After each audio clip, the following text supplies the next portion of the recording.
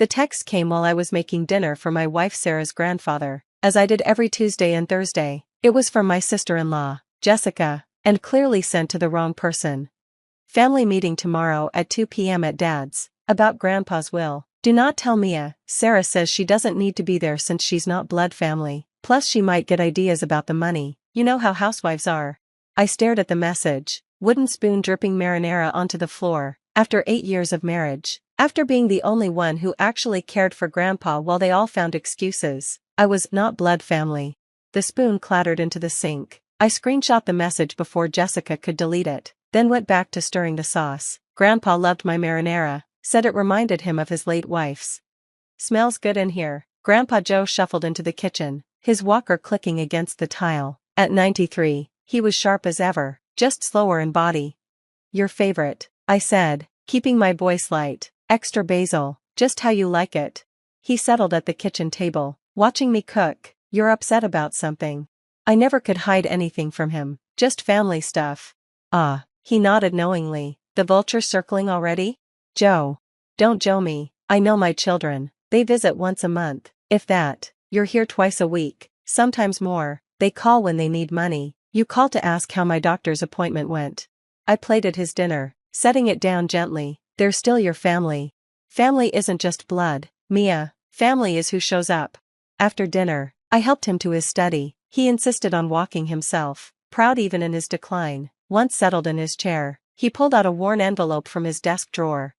I want to show you something, he said, handing it to me. But first, tell me your maiden name again. I know it's Italian, like mine. Benedetti, I said, confused. Why?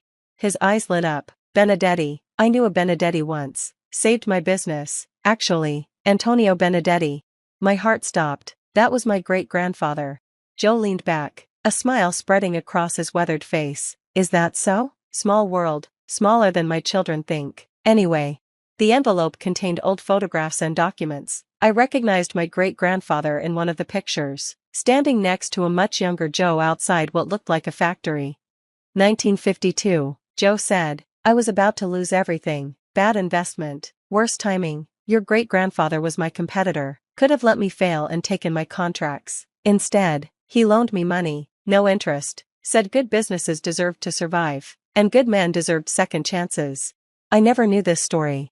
I paid him back every penny, but the debt was more than money. When he died, I tried to help his family, but they were proud, wouldn't take charity. He studied me carefully. You have his eyes, you know, same kindness.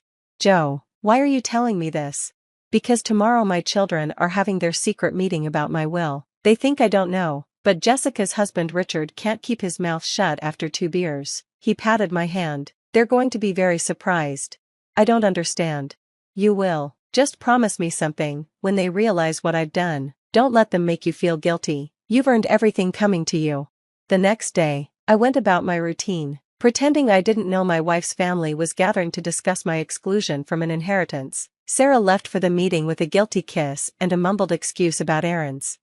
I spent the afternoon with Grandpa instead. We played cards, looked through more photos, and he told me stories about his business that his own children had never bothered to hear.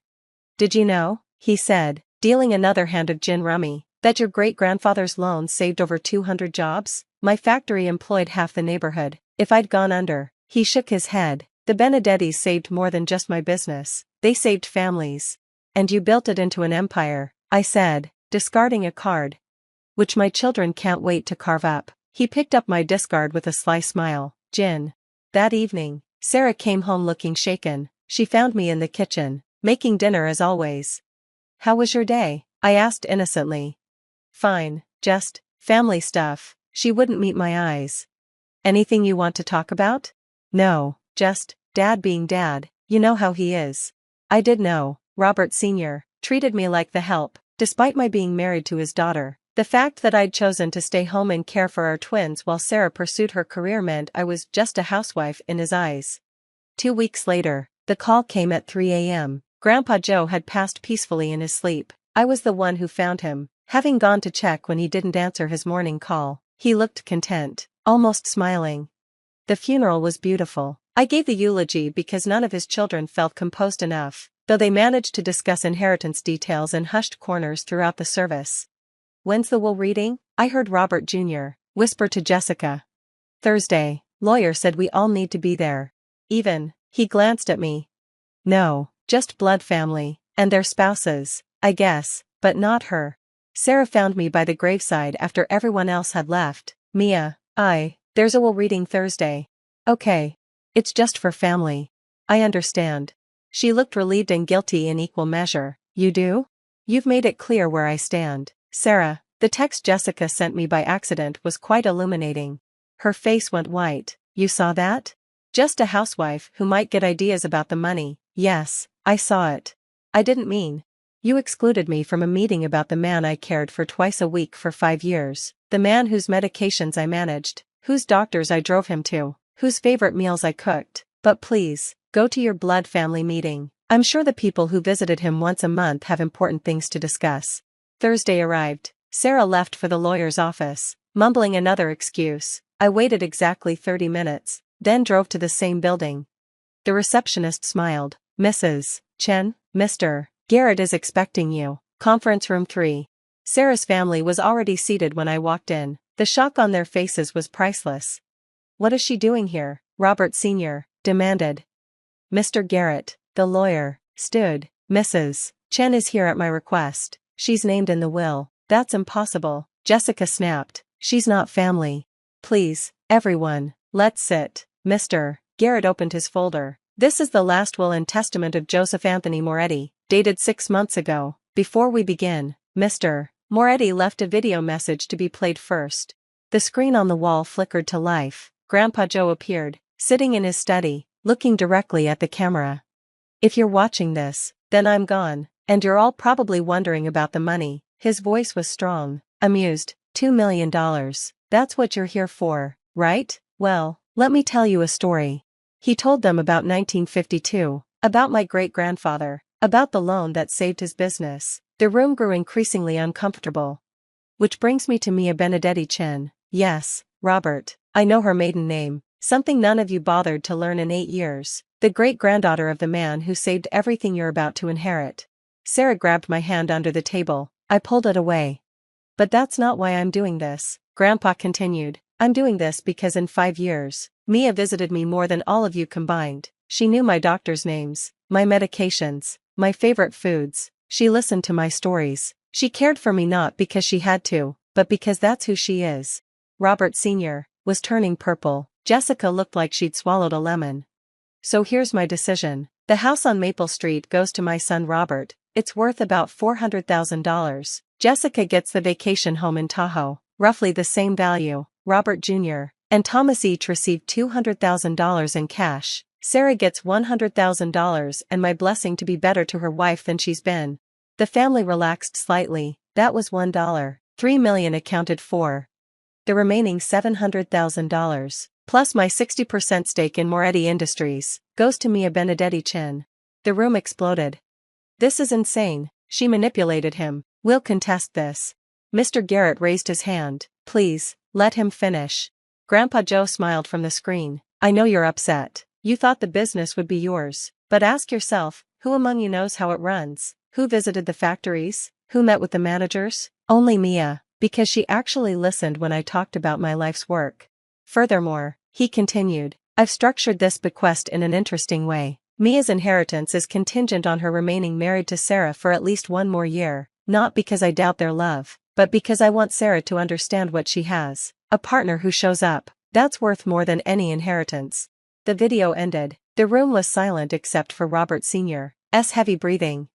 This is ridiculous, he finally spat. She's not even a real Benedetti, just some housewife who. I'd be very careful how you finish that sentence. Mr. Garrett interrupted. Mrs. Chen is now the majority owner of Moretti Industries. Your employer, I believe? Robert Sr.'s face went from purple to white. He was CFO of Moretti Industries, a position he'd assumed would make him owner once Joe died. As for contesting the will, Mr. Garrett continued, Mr. Moretti anticipated that any family member who legally challenges this distribution forfeits their entire inheritance. It would go to charity instead. Jessica turned on me. You knew about this. You manipulated him. I found out the same time you did, I said calmly, though I did know about the Benedetti connection. He told me 2 weeks ago, after you all had your secret meeting about excluding me. How did you know about that? Sarah asked. I showed them the screenshot of Jessica's text. You sent it to me by mistake. Just a housewife who might get ideas about the money. Well, surprise. This housewife now owns the company that pays your husband's salary.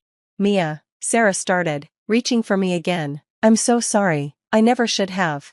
No, you shouldn't have. 8 years of marriage and you let them treat me like an outsider. You went along with excluding me from family discussions. You diminished everything I did for your grandfather because I don't have a paying job. But we can work through this. The will says we need to stay married. For 1 more year, I finished. Grandpa Joe was giving you a chance to appreciate what you have. But Sarah, I'm not sure you can. Mr. Garrett cleared his throat. There's one more thing, Mr. Moretti left a personal letter for Mrs. Chen. He handed me an envelope. Inside was a handwritten note. Dear Mia.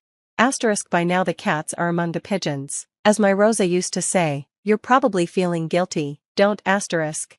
Asterisk you gave me something my children never did, your time and genuine care. You listened to an old man's stories. You learned about my business because you were interested, not because you wanted it asterisk. Asterisk the Benedetti Moretti connection is poetry, but it's not why I'm doing this. I'm doing this because you're the only one who saw me as Joe, not as a wallet asterisk.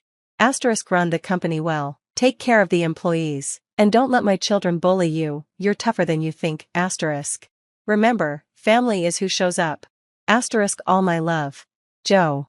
Asterisk p.s. The marinara recipe is in my desk drawer. Rosa would want you to have it asterisk.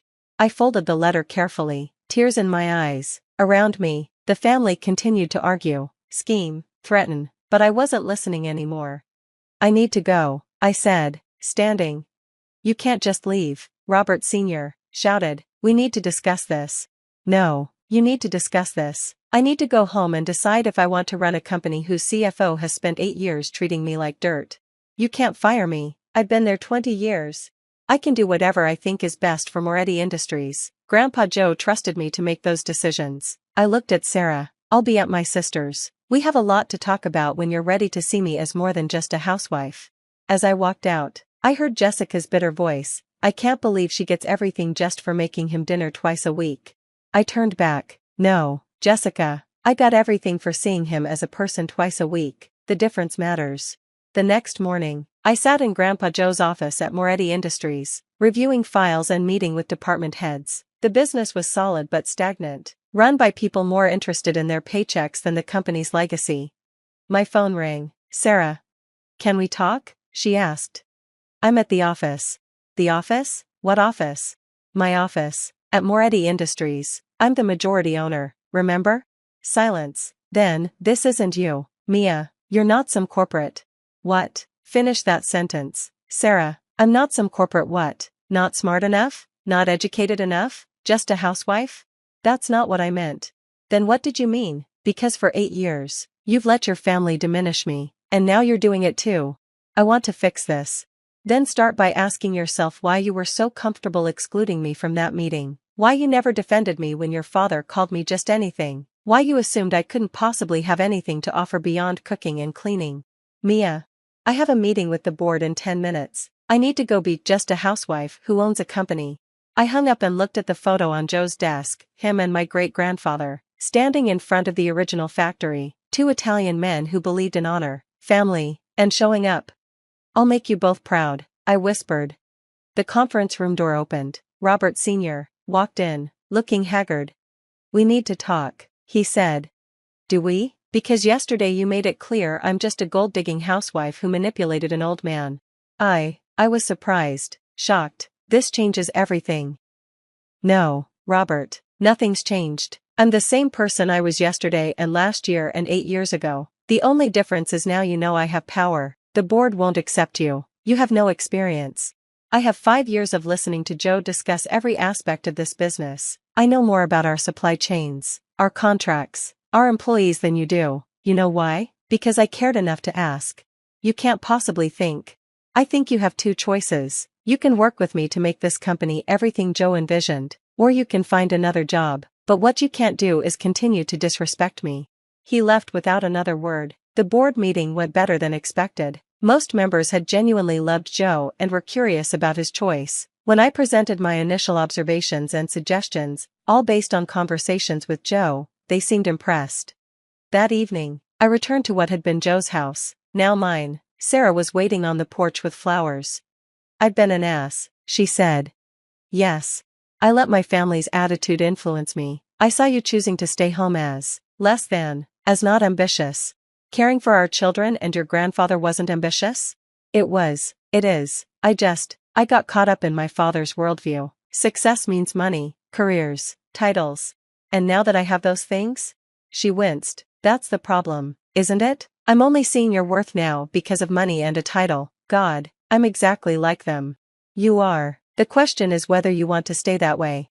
"I don't, Mia. I love you, not because you own a company now, but because you're the woman who made my grandfather's last years beautiful, who raises our children with patience I could never have, who builds a home worth coming back to." Pretty words, Sarah, but we both know if Joe had left everything to your brothers, we wouldn't be having this conversation. I'd still be just a housewife you excluded from family discussions. "You're right, and I hate that you're right. I hate what that says about me." "Joe gave us a year," I said. "1 year to figure out if we're really family or if I'm just convenient. I'm willing to try, but things have to change, really change, not just because I'm suddenly wealthy." "What do you need from me?" "Respect, real respect, not the kind that comes from a bank balance. Defense when your family tries to diminish me, partnership in every sense of the word." "I can do that. I want to do that. We'll see." A year later, we're still married, not because of Joe's condition, but because Sarah did the work. Therapy, difficult conversations with her family, and a complete reassessment of what she valued. Robert Sr. retired early when it became clear I actually knew how to run the company. Jessica's husband left her when the money he'd been promised didn't materialize. The others adapted, some gracefully, some not. I kept the Benedetti name professionally, Mia Benedettichin, CEO of Moretti Industries, a hyphenated bridge between the man who saved the company and the man who left it to me. In Joe's desk, I found Rosa's marinara recipe, written in her careful script. At the bottom, a note in Joe's handwriting, "For the one who shows up." I still make it every Tuesday and Thursday, not for an obligation, but for my family, the ones who've learned that showing up matters more than showing off. The inheritance was never about the money, it was Joe's final lesson to his children: value is measured in presence, not presents, in time given, not just blood shared. They thought they were excluding just a housewife from their important family meeting. They had no idea they were excluding a Benedetti, someone who understood that family isn't about what you're entitled to, but what you contribute. Grandpa Joe knew exactly what he was doing. He gave them property and cash. He gave me a purpose and a legacy. And he gave Sarah a second chance to see that the woman making marinara in her kitchen was worth more than any inheritance. Some lessons are worth $700,000 and a company to learn. This one was.